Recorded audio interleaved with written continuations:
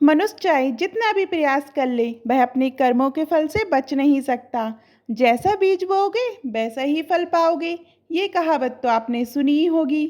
जैसी करनी वैसी भरनी। लेकिन कभी आपने खुद से ये सवाल पूछा है कि क्या सच में इंसान को उसी के कर्मों का फल मिलता है?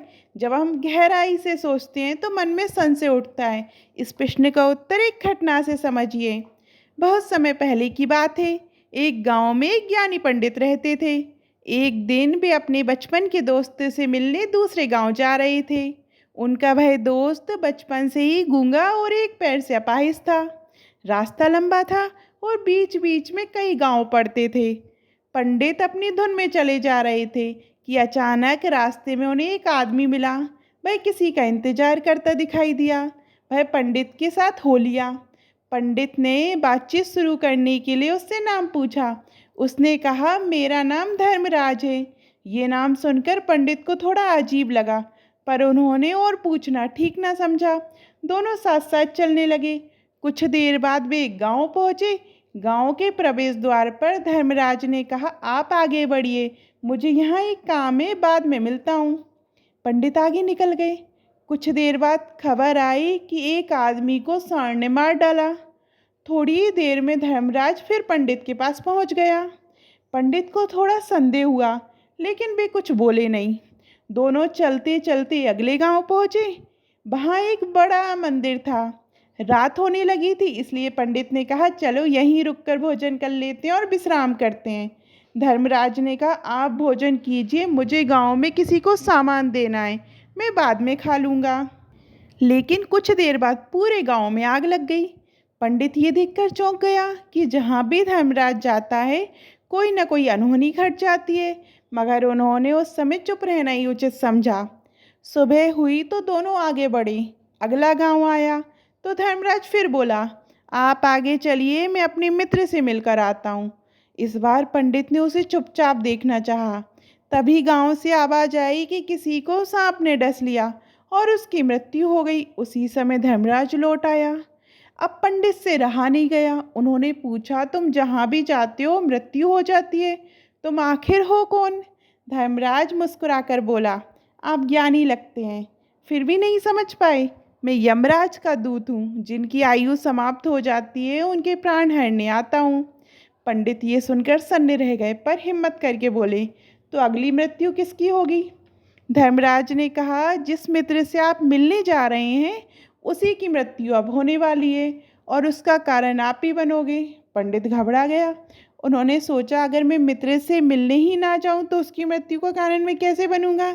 लेकिन धर्मराज हंसकर बोला, मृत्यु से कोई बच नहीं सकता, चाहे तुम जाओ या ना जाओ, उसका अंत निश्चित है। थोड़ी देर बाद सचमुच उनका गूंगा अपाहिज में तो दौड़ता हुआ उनके पास आया, लेकिन अचानक गिर पड़ा और उसकी मृत्यु हो गई। धर्मराज ने समझाया, वह तुम्हें पिछले गांव से देख चुका था और पूरी ताकत से तुम्हें पकड़ने की कोशिश कर रहा था। उसी प्रयास में दिल का दौरा पड़ गया, इसलिए उसकी मृत्यु का कारण तुम ही कहलाओगे। अब पंडित को पूरा विश्वास हो गया कि धर्मराज वास्तव में यमदूत हैं। वे सोचने लगे कि मृत्यु से कोई बच नहीं सकता। तभी उनके मन में सवाल आया कि मेरी मृत्यु कब होगी? धर्मराज ने कहा, 6 महीने बाद, आज ही के दिन दूसरे राज्य में तुम्हें फांसी होगी, और सबसे अद्भुत बात ये होगी, तुम स्वयं खुशी से फांसी स्वीकार करोगे। इतना कहकर धर्मराज चला गया। पंडित ने अपने मित्र का अंतिम संस्कार किया और गांव लौट आया, लेकिन मृत्यु का भय मन से नहीं गया। उन्होंने राजा से मदद मांगी। दरबार में मंत्रियों ने राय दी कि यदि पंडित दूसरे राज्य जाएगा ही नहीं तो उसकी मृत्यु टल जाएगी। राजा ने उसे अपने महल में ठहरा दिया और 6 महीने तक वहीं रहा। समय बीतता रहा, आखिर वह दिन भी आ गया।